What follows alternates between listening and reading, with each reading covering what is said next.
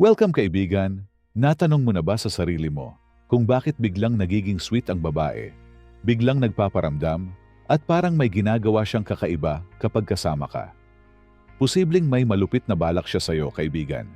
Hindi lahat ng babae nagpapakita ng motibo ng direkta.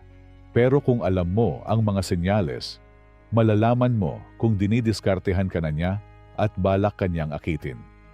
Sa video na ito, malalaman mo ang 10 senyales na may balak ang babae sa'yo at kung paano ka magre-react sa paraan ng isang kalmadong alpha male na hindi desperado. Panoorin mo ito hanggang dulo kung gusto mong malaman kung ikaw na ba ang pinapansin niya ng patago at balak niyang paibigin. Bago ang lahat kaibigan, kung bago ka sa channel na ito, maaaring i-comment mo sa baba kung nasa ang lugar ka ngayon habang pinapanood mo itong video na ito. Masaya akong malaman kung gaano nakalayo ang naaabot ng ating kapatiran gamit ang Stoicism. At kung gusto mo pa ng Stoic Advice Tagalog, mindset sa pag-ibig at buhay, mag-subscribe ka na kaibigan.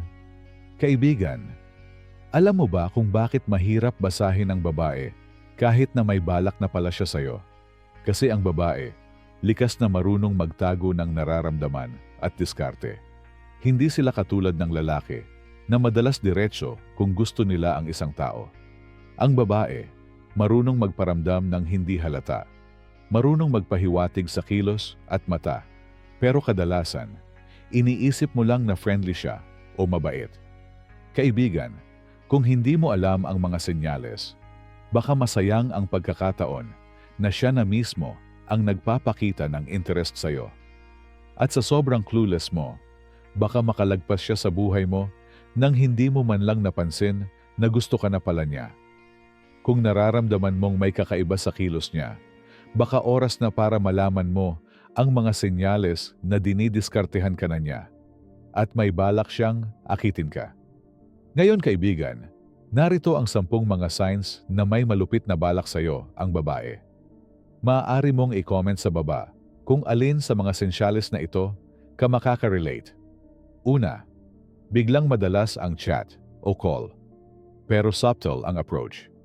Hindi lang basta hi ang chat niya, kundi may mga tanong siya tulad ng, "Kumain ka na ba? Kamusta araw mo? Ano ginagawa mo ngayon?" Ito ay paraan niya para ma-check kung available ka at kung sino ang kasama mo. Hindi niya aaminin na miss ka niya, pero gusto niyang ma-feel ang presence mo kahit sa chat lang. Pangalawa, naglalambing siya kahit walang rason at naglalagay ng emoji. Kapag ang babae ay nagme-message ng hehe, haha, or mga simple messages, pero marami kung maglagay ng mga emojis sa mga simpleng usapan, gusto niyang gawing light at playful ang conversation para mas madali siyang makapasok sa comfort zone mo. Kapag personal kayong magkasama, mas madalas siyang tumatawa sa jokes mo kahit hindi naman nakakatawa dahil gusto niyang patuloy kang magsalita para mas makilala ka niya. Pangatlo, nagbibigay siya ng compliments. Kahit maliit na bagay, kahit simple ang forma mo, sasabihin niya, "Bagay sa'yo yan ah. Ang bango mo today." Bakit? Dahil gusto niyang ma-associate ang sarili niya sa pag-appreciate sa'yo. Para kapag naalala mo ang compliments niya, siya rin ang maaalala mo. Pang-apat, binibigyan ka ng physical touch sa sitwasyong hindi kailangan. Halimbawa, inaayos ang kwelyo mo. Dumidikit ang braso niya sa'yo pag nakaupo. Nag-high five o tapik na may kasamang haplos. Ginagawa niya ito para masanay ka sa physical contact niya at ma-check kung comfortable ka rin sa kanya. Panglima, nagiging curious siya sa personal life mo, pero pahapyaw. Tatanungin ka niya tungkol sa, "Anong gusto mong babae? Bakit single ka? Close ka ba sa family mo?" Hindi ito chismis lang, kundi naghahanap siya kung may red flags ka ba o safe ka bang piliin bilang potential na lalaki sa buhay niya. Pang-anim, nagpapakita siya ng subtle jealousy. Kapag may nabanggit kang ibang babae, biglang tatahimik. Magbabago ang energy niya. Minsan, magjo-joke siya ng, "Uy, Selos ako dyan ah. Ito ang unconscious sign na ayaw niyang makipag-compete, pero gusto niyang malaman kung saan siya nakapwesto sa buhay mo. Pang-7, gumagawa siya ng oras para sa'yo. Kahit hindi convenient babae, ang isa sa pinaka-busy na nilalang kapag may ginagawa sila. Pero kung bigla niyang ipaprioritize ang chat mo or meeting nyo, kahit gabi na siya magpapaalam sa parents o ipagpaliban ang iba niyang lakad, senyales ito na gusto kaniyang makita at kasama. Pang-8, nagpapaganda at nag-aayos. Kapag kasama ka at ina-update ka sa socials, kapag magkasama kayo, mapapansin mo, mas effort ang ayos niya. Maayos ang buhok at amoy niya. Nagpo-post siya sa stories na kasama ka, pero minsan di ka tagged. Gusto niyang malaman mo na pinaghandaan ka niya at gusto niyang makita ng iba na kasama ka niya. Pang-9, nag-o-open up siya ng secrets at vulnerabilities. Kapag ang babae ay nagkukwento ng personal struggles, family problems, dreams and fears niya, ibig sabihin, gusto niyang makita mo siya beyond sa physical at gusto niyang magkaroon kayo ng emotional connection na iba sa iba niyang kausap. At 10, nagbibigay siya ng future hints at test. Kapag sinasabi niyang, sana someday makapunta ako dyan. Gusto ko yung lalaki na marunong magluto. Ang saya siguro kung kasama kita sa trip. Hindi niya yan sinasabi ng wala lang, kundi tinitingnan niya kung game ka bang kasama siya sa plano niya at kung interesado ka ba sa hints niya. Kaibigan, kapag nakita mo ang mga senyales na ito, huwag kang maging assuming na gusto ka niya agad.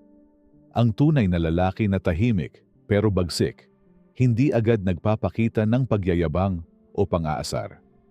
Ang dapat mong gawin, panatilihin ang composure mo. Hayaan mo siyang magpahiwatig habang ipinapakita mo na marunong kang makipag-usap, makinig at magdala ng respeto. Hindi mo kailangang magmadali dahil kapag pinakita mo sa kanya na marunong kang maghintay, marunong kang mag-observe at hindi ka desperado, lalo siyang mahuhulog sa'yo. Ayon kay Marcus Aurelius, ang pinakamahusay na paghihiganti ay maging tulad niya na nagkasala. At sa sitwasyong ito, ang pinakamalupit na galaw ay hindi ang pagyayabang na gusto kanya, kundi ipakita mo sa kanya na may halaga ka. Kaya mo siyang patawanin, protektahan at irespeto, at kung handa siyang mahalin ka ng tama, doon mo siya tatanggapin.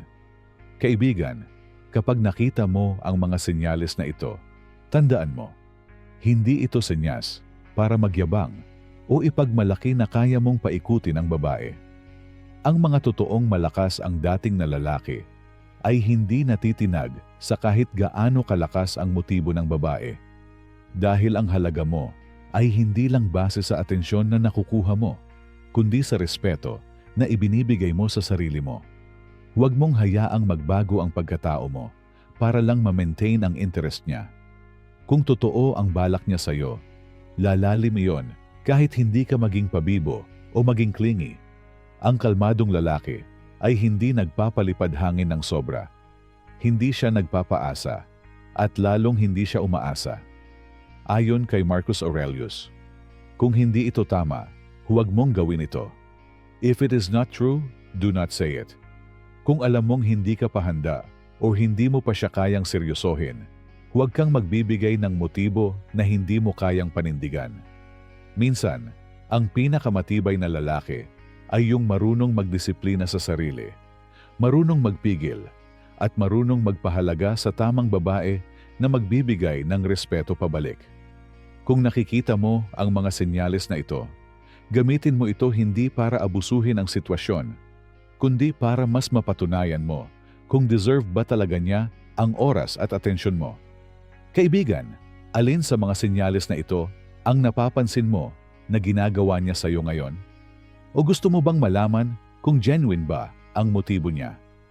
I-comment mo ang tahimik, pero mabagsik sa baba at pag-usapan natin sa comment section. At kung gusto mo pa ng Stoic Tagalog advice para sa mindset, pag-ibig, at self-respect bilang lalaki, mag-subscribe ka na sa channel na ito at i-turn on ang notification bell para hindi ka mahuli sa susunod nating videos. Tandaan mo, do it silently. Let the result do the talking. Sa dulo, ang tunay na alpha ay hindi sinasayang ang oras sa pa-cute, kundi pinapanday ang sarili, mentally, emotionally, at financially.